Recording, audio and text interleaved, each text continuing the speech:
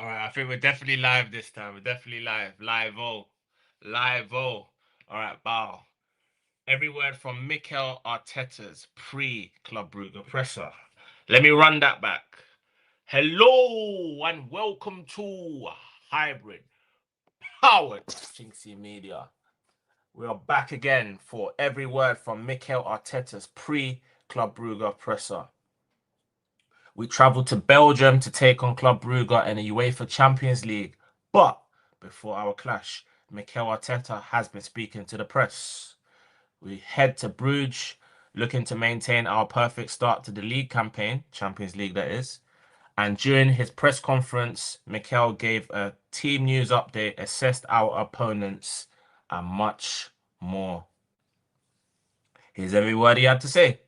On the reaction to the defeat at the weekend, it was strange because we haven't lost that many. That is a moment as well to reflect and have some perspective about what we are doing. First of all, when you look at the reaction of the players when they're on the floor and in pain, and what I felt in that moment, in the end, you don't know how much they put in and how much they want it. It is difficult, but as well, it is a reflection of who we are and what we want to get. And this has to help us to be a better team, to learn the lesson, to value what we are doing. First of all the difficulties that we have been at.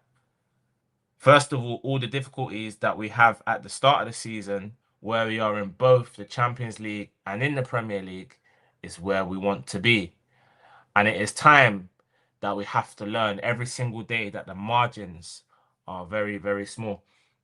All right, let me start with the margins statement. Yeah, the margins are very, very small, but the team you put out on Saturday contributed to our downfall. I felt like with that defense you put out, the defensive structure wasn't at its usual standard. Also you mentioned that William Saliba was going to be out for days, but those days have turned into at least a week. So now it's a week and counting. He ain't going to play today. What's going on with Saliba? That's the first question. The second thing I want to reflect on is the fact that, yeah, you're right. We haven't lost that many. And it's funny how we lose 2 games all season, and that's all you ever hear. A lot of the fan base coming out the woodwork, a lot of the naysayers coming out the woodwork, calling for your head again. A lot of the haters, the Man U fans, the Chelsea fans, teams that have lost over 5 times this season, seems to have a lot to say. Not to mention the fact we're still on top of the Champions League group, despite the fact that Bayern Munich won yesterday. They're still underneath us. We're still top, having played a game less. We're still top of the Premier League, ahead of Man City, who have a tough game against Crystal Palace on Sunday. Well, interesting. But it's Arsenal, Arsenal always provoke conversation and yeah, on how good it is to have a game so soon after. Absolutely, especially when you play a competition like the Champions League and how much we want to continue to do the job that we have started in the first 5 games in which we won all of them. Tomorrow or today, we are going to have our opening match against an opponent that has been very, very good. They have a new manager, and a new manager always brings new energy, new ideas. So we have prepared for that as well. And today, we have to show again that we are right at the top and be better than the opponents in this game. All right, we'll start off with that point. Quite frankly, we are better than Club Brugge. That is, if I was sure about anything, it's that statement. Secondly, I feel like we need to make changes to the side and still win the game. I think it's important we do win. Not essential, but important because we want to just get that bitter feeling of losing in the last dying embers of the game against Aston Villa. A game that we probably deserve to lose. We weren't at our best, but we want to get that winning feeling back. Preferably with a clean sheet, but I'm probably being selfish saying make changes, win the game, clean sheet. If we can do the first two, that would be great. With regards to Club Brugge changing the manager, the fact that they changed the manager shows that they're not performing at how they should or feel that they should be performing. So obviously they're kind of underperforming. They're third in the Belgian league behind L'Union Saint-Gilloise, who are top, and I can't remember who's second. I think it's Standard Liège. But in essence, let's have it right. It's a game we should really win. If we play anything to our potential, I think we'll be fine. And then obviously that brings us to the game against Wolves on Saturday. On Gabriel Jesus replacing Max Dowman in the squad. Yes. So first of all, unfortunately, Max Dowman picked up an injury last weekend and had to come off. So he did some scans and he is going to be out for weeks. Weeks, keyword. And then we have the situation of Gabby Jesus, who we are expecting to be training with us, who we were expecting to be training with us by the end of December, when Max Dowman will be 16. Gabby has been pushing every single day, and he kept telling everybody, I am going to be earlier, earlier, earlier. And yeah, he's done it. So he was right. So thanks to his work and all the work that the medical staff have done in these months, in all these months, and we had the possibility to make a swap there, and we have done it. Yes, on one side, you see Max and the situation, and then on the other, you see the joy and how happy Gabby is to be back in the Champions League. Well, Gabriel Jesus was in the squad. He was in two of our last three squads. And I thought he would get on. I'm slightly disappointed that he didn't get on the pitch, but I'm expecting him to play some game, some amount of the fixture today. I don't think he'll start because I think the front three will be Madueke, Gyokeres and Martinelli. But what I do think will happen is he'll probably share the game with Gyokeres. Gyokeres will probably get 60, 70 minutes and Jesus will probably replace him. So that brings him into some form of match fitness because I hope that he can get some substantial minutes in the Carabao semi-final against Crystal Palace, in which he actually flourished this time last season. Regarding Max Dowman, it's a shame that he's got injured at the time he has because this was a game that I would have thought he could potentially star in. Whether start or not is another thing, but he could get some substantial minutes in this game. So, yeah, it's a bit unfortunate, but obviously it's character building, you know? Right, on Declan Rice, William Saliba, and Leandro Trossard. No. So Declan was ill. He was quite sick after the game and he hasn't travelled with us.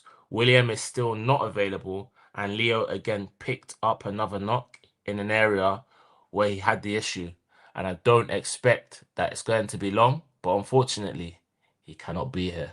Okay, at least you didn't give us the days malarkey or the weeks malarkey. You just said it's not going to be long, which is fair.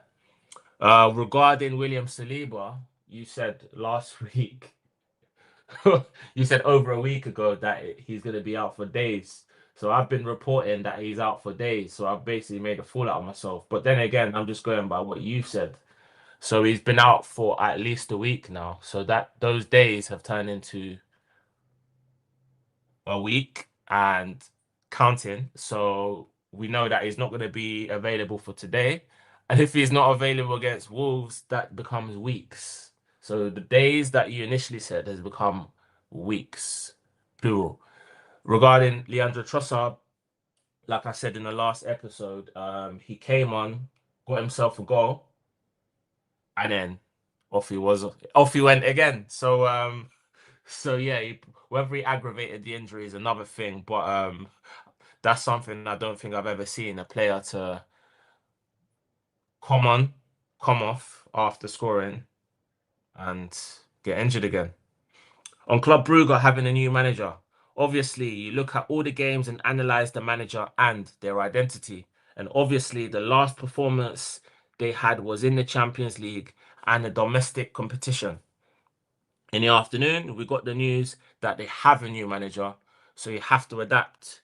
It's not the first time that we are facing this situation. So, okay, we have to think about what the possibilities are and look at his past, and we have to focus much more on what we have to do. We have to be able to adapt in relation to what they do, as we said, in terms of their formation and the players that they're going to pick.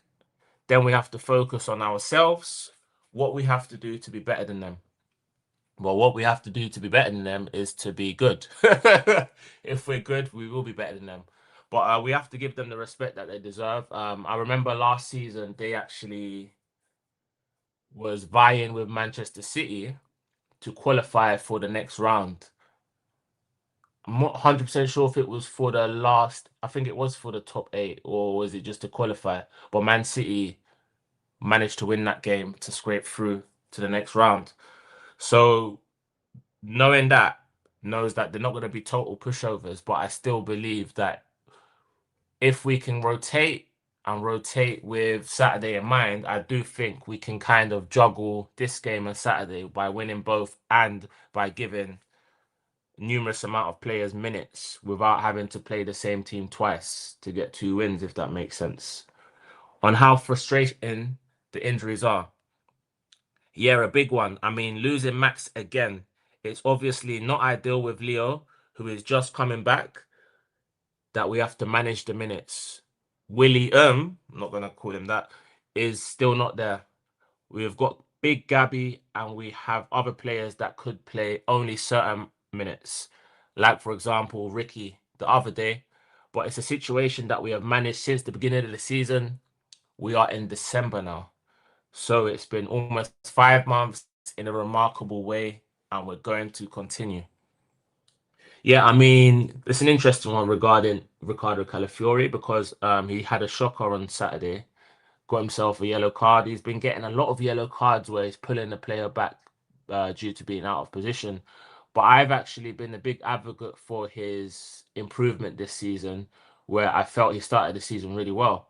Maybe he's tired, maybe he's gone off the boil a bit, but he's going to be suspended for Saturday against Wolves. So with that in mind, I think he should play this game tonight because it gives an opportunity for Hincapié to have a rest. So what I'll do is I'll probably put Ben White right back, Timber centre back, alongside Calafiori with Miles Lewis-Skelly coming in at left back.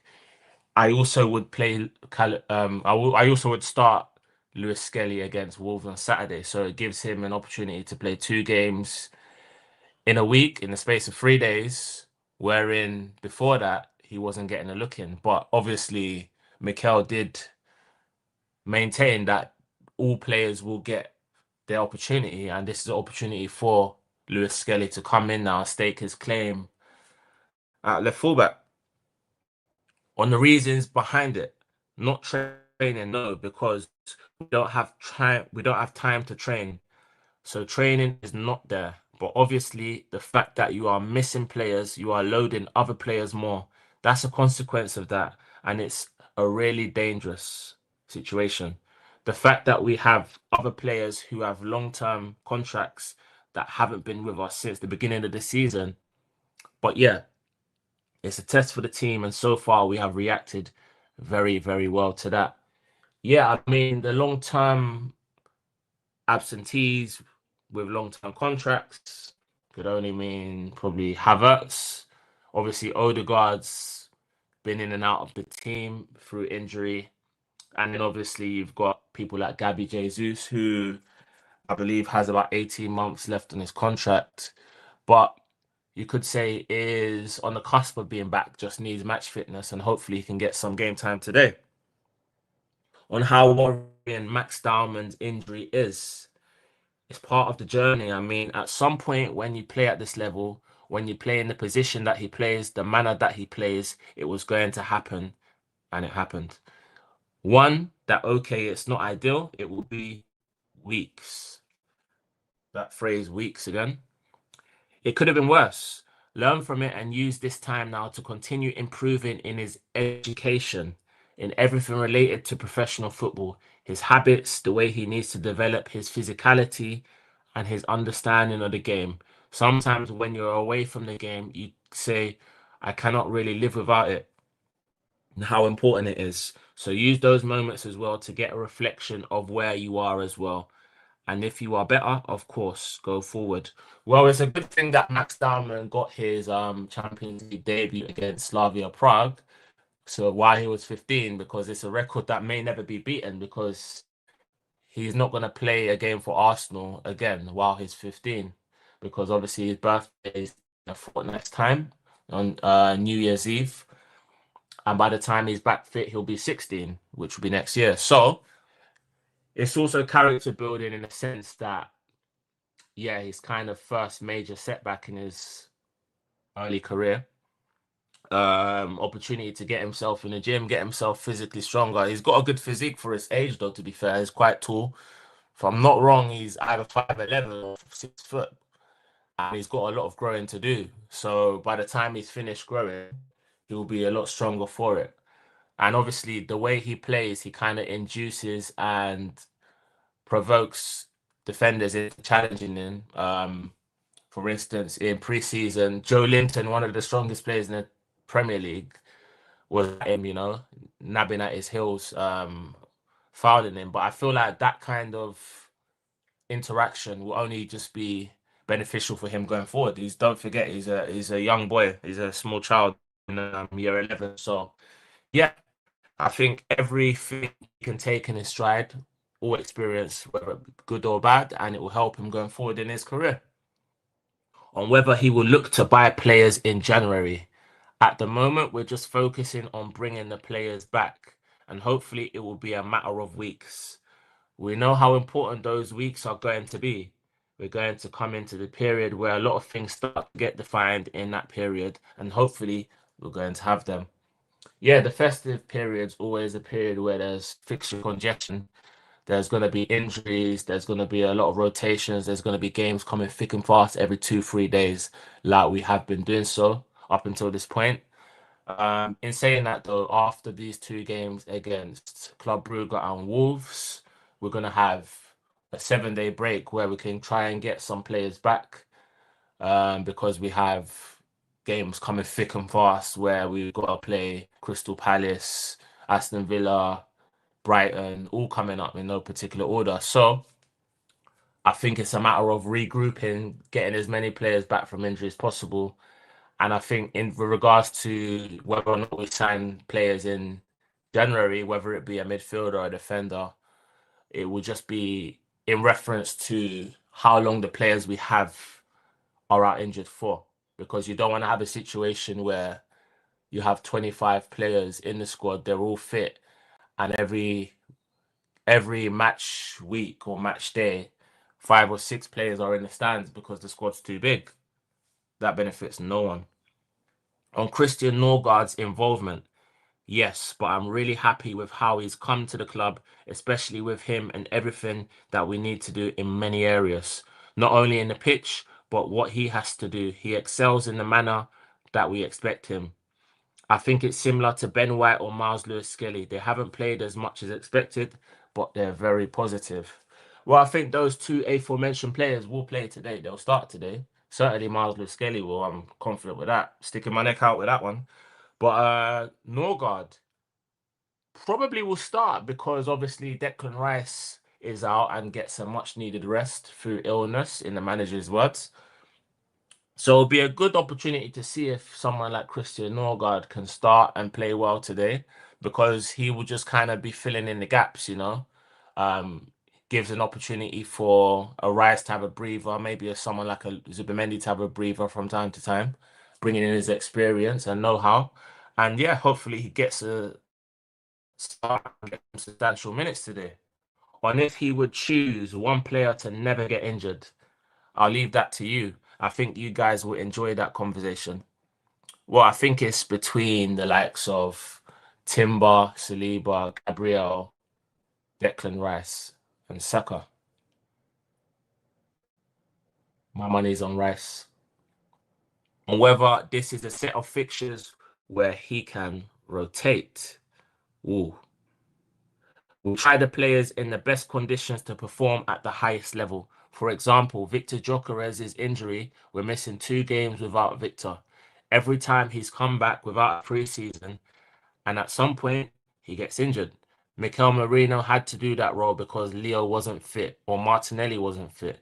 You could see Mikel on the weekend. He needed some help because he was out of gas.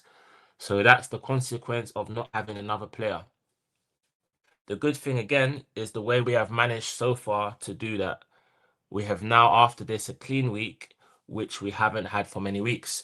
Yeah, I mean, Gyokeres, I'm sure is going to start tonight. For sure, has to start tonight. And I think Madueke starts on the right with Martinelli on the left. Um, Martinelli definitely needs to start. The fact that Trossard's out makes Mikel's decision a foregone conclusion. And Viktor Gyokeres now needs a kind of run of games where he can just play. Now that he's back match fit, played 45 minutes on Saturday. Hopefully he can start and get a goal today. On having the second most injuries in the Premier League.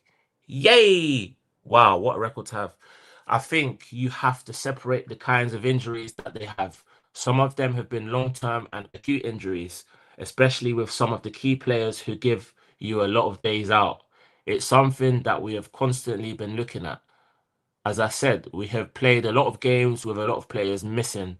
That gives a lot of stress and then more injuries. We are on it, and I'm really happy with what we are doing in terms of the medical stuff and everything that we are trying to do together.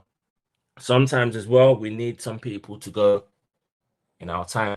Yeah, the injuries is definitely an issue we need to look at every season. It's almost perennially every season we get 5 or 6 major injuries to players in our squad. And yeah, something that definitely needs to be looked at. But one thing I will say is that we did our best to cater for what was to come during the season in the summer, where we strengthened the squad and brought in top players. So that's the reason we're not kind of scraping at the bottom of the barrel into terms of picking up the youth team players. However, I do suspect that we might have 1 or 2 youth team players in the squad tonight, with people like Marley Salmon maybe getting onto the bench, people like Anus as well. So, but yeah, I do think hopefully when our injured players do come back, we're gonna have a strong second half of the season. On what he's seen when analysing the injuries, it's not only one season, it's about some of the players that have played.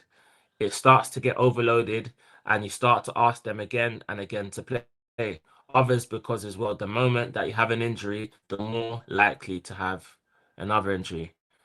That's been a consequence of some of the states as well. We're on it. Yeah, I mean, we've got a lot of players who have now become injury prone. So I think, namely, Odegaard, Saka, Saliba, Gabriel, they've been picking up a lot of injuries in the last 6 months or so, let's say.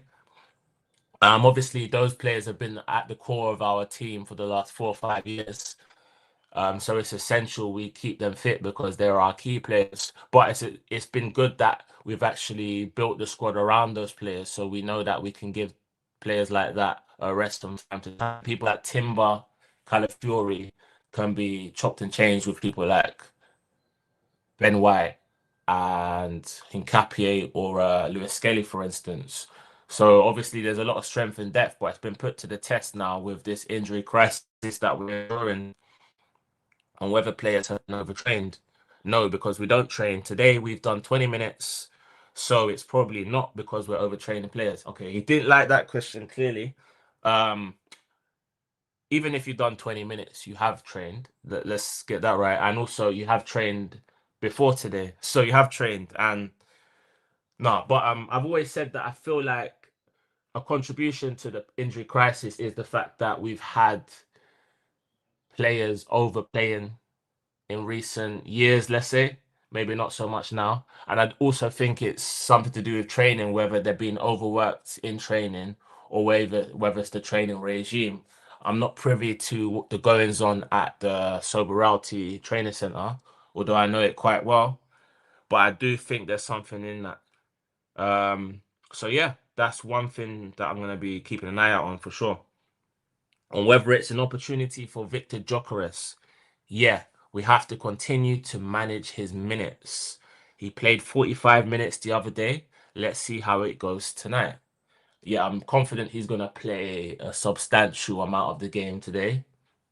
Don't think he'll play the whole game, but I think he'll play like 70, 75 minutes. And I'm suspecting that he's going to share the game with Gabriel Jesus, who I do think and expect and envisage and anticipate he'll get onto the pitch and try build up his match fitness ahead of a game that I'm hoping he'll play in and start in, the Crystal Palace game.